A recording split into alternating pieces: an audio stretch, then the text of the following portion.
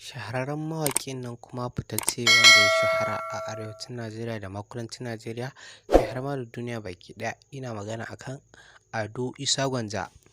wanda idan ka kasance kana bibiyar wannan fitaccen shahararren mawaƙi, idan baka manta ba, a baya-bayan nan ya fitar da wata waƙarsa mai suna War, kana ba da jimawa ba ya kuma fitar da wata waƙa tasa mai suna Cas.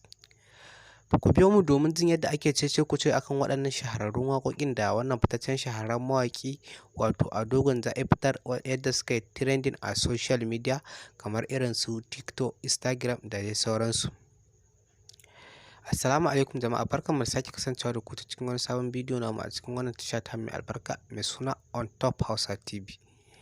Da Allah dan uwa, ina roƙonka da idan yau ne farkon zuwan ka wannan tasha mai albarka, ka daure ka danna mana alamar nan ta subscribe, kana ka danna alamar ƙararrawar sanarwa domin samun shirye-shiryenmu akai-akai da zarar mun ɗora.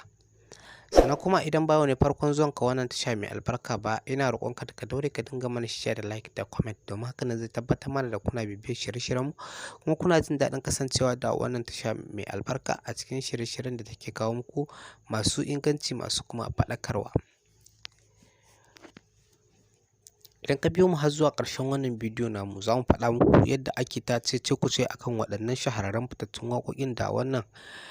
shahararren mawaƙi wato Ado Isa Gwanja ya fitar a cikin wannan shekara ta 2022 ba da jimawa ba. A yadda ake ta cece-kuce akan shahararrun waƙoƙin nasa mai suna War da kuma Cas, yadda ake ta ganin cewa waɗannan shahararrun waƙoƙi nasa suna ɓata tarbiyya.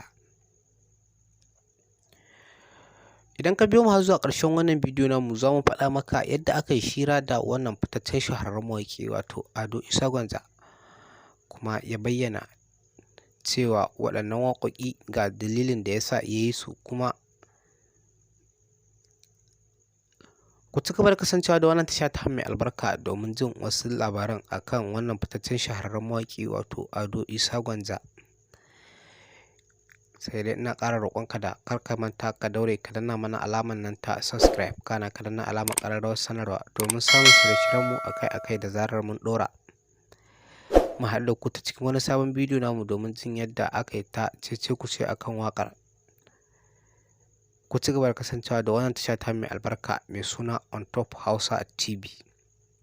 Mun gode, sai anjima.